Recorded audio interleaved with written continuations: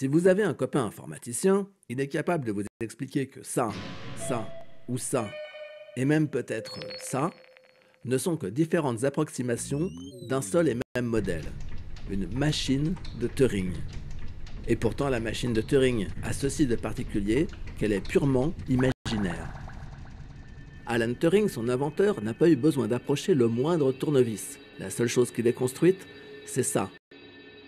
Un article paru en 1936 dans un journal de mathématiques. Pour essayer de comprendre pourquoi une machine, qui n'est même pas une machine, est si importante pour votre ami informaticien, un petit retour en arrière s'impose. Un beau jour de 1935, Alan Turing, étudiant de seconde année à King's College, Cambridge, assiste à un cours où on évoque un problème récemment posé par un mathématicien allemand célèbre nommé David Hilbert. Hilbert avait entrepris de fonder les mathématiques sur des bases solides et rigoureuses. En essayant de débarrasser l'édifice mathématique de tout le fatras de subjectivité, d'intuition, d'approximation qui s'y était accumulé depuis des siècles et des millénaires. Hilbert distrusted intuition. He called it a mysterious art, and he thought that intuition should be eradicated from modern mathematics, and it should be replaced by computation. Computation was clear, it's concrete, it's out in the open, whereas intuition is this kind of black art. And Hilbert thought intuition should just be banished from modern mathematics. C'est ici que votre ami informaticien commence à dire des mots en isme. La solution de Hilbert pour débarrasser les mathématiques de l'intuition, c'est le formalisme.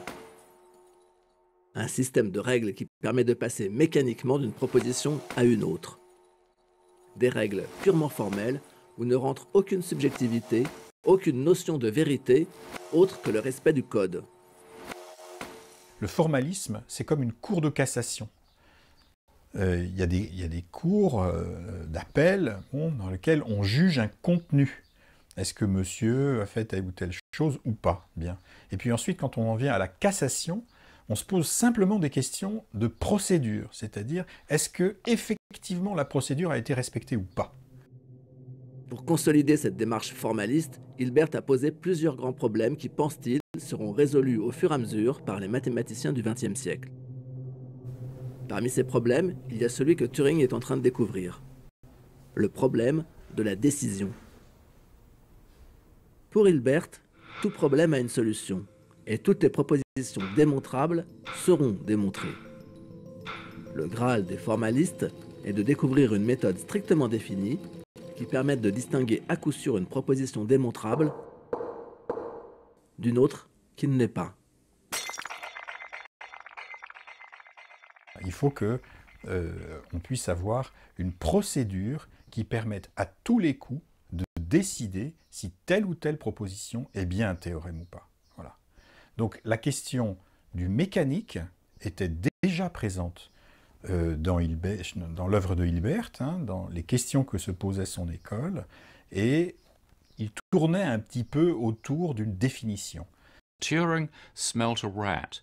He thought that Hilbert had got things wrong, and Turing set out to show that the great Hilbert was wrong. It was really a David and Goliath situation, but David, Turing, slayed Goliath. Il s'est plongé dans ce problème sans lire la littérature des logiciens préexistants. Il a attaqué le problème directement en imaginant, en inventant sa propre méthode. Et la démarche de Turing, c'est de prendre les choses au sérieux. C'est-à-dire de dire, par mécanique ou procédure mécanique, il faut entendre machine. Il réfléchit en pratiquant son sport favori, la course à pied. Quel genre de machine pourrait résoudre le problème soulevé par Hilbert? Et surtout, comment la définir mathématiquement? Dans son article de 1936, Turing décrit un appareil imaginaire composé d'un ruban de papier infini et d'un pointeur qui peut y écrire et y effacer des signes. Une sorte de programme minimaliste anime le pointeur. Les seules opérations autorisées sont lire et écrire 0 ou 1, déplacer le ruban d'une case à gauche ou d'une case à droite. So in his attack on Hilbert's decision problem, Turing did something very new and, as it would have seemed in those days, very strange. He introduced concepts absolutely smelling of engineering into the foundations of mathematics. Son audace est de saisir la minimalité du calcul et dès la déduction encodée par ces calculs. Ce n'est que écrire 0, écrire 1, effacer 0, effacer 1, remplacer par 0, remplacer par 1, et puis c'est tout. Se déplacer à droite et à gauche sur les carreaux de ces cahiers d'un enfant. Mais là, votre ami informaticien insistera sur une caractéristique de la machine de Turing qui la rend tout à fait différente des machines traditionnelles. C'est une machine à état discret. Quand Turing parle de machine à état discret, c'est toujours pour dire que c'est beaucoup plus important que l'électronique. Donc c'est pas parce que l'ordinateur est une machine électronique que c'est une machine révolutionnaire. C'est une machine révolutionnaire parce que c'est une machine à état discret. La discrétion dont il est question ici signifie discontinu, par opposition au monde physique qui est continu. Dans le monde réel, un point peut occuper une infinité de positions entre 0 et 1, tandis que dans le monde discontinu d'une machine discrète, il n'y a rien, aucune transition entre 0 et 1. En fait, la machine de Turing appartient moins au monde des engrenages et des pistons qu'à celui de l'alphabet. L'électronique a permis de multiplier la vitesse et la capacité des ordinateurs dans des proportions que personne n'aurait imaginées. Mais le principe de l'ordinateur n'a rien à voir avec l'électronique. On peut construire une machine de Turing avec presque n'importe quoi, y compris avec des boîtes de Lego, comme ici à l'École normale supérieure de Lyon. La première chose, je pense que c'est ce qu'on retrouve donc dans l'idée de la machine de Turing, c'est l'idée du ruban, où on stocke notre information. Donc notre ruban ici, c'est ce petit chariot en Lego, sur lequel on a placé ces petits blocs de Lego, donc qui peuvent se déplacer d'un côté ou de l'autre. S'il est à droite, on va dire que c'est un 1, s'il est à gauche, on va dire que c'est un 0. Et donc c'est ce chariot ruban qui se déplace et qui est un petit peu sur la mémoire de la machine sur laquelle elle travaille.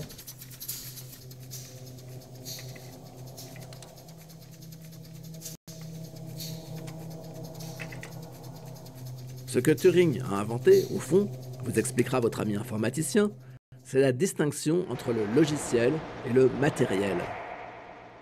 Si la machine de Turing peut être construite avec n'importe quoi, c'est parce que ce qui compte, c'est le programme.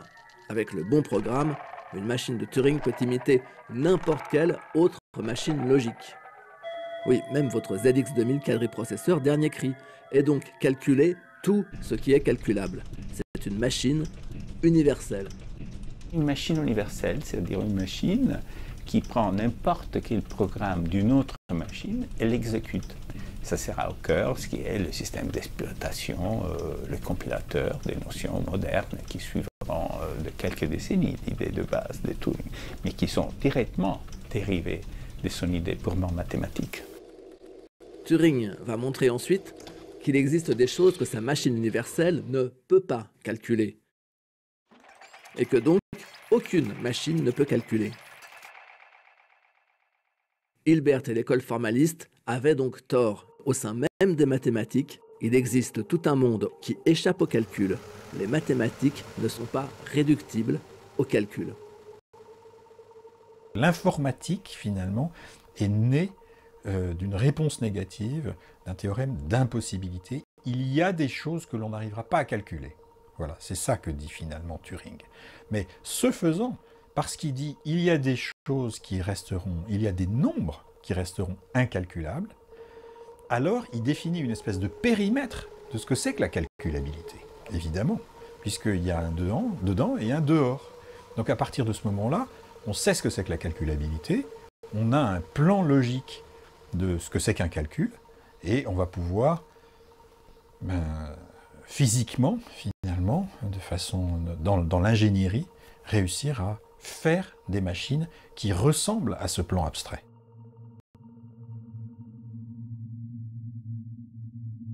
Aujourd'hui, c'est toujours le modèle imaginé par Alan Turing qui se cache derrière ces machines devenues indispensables à notre quotidien.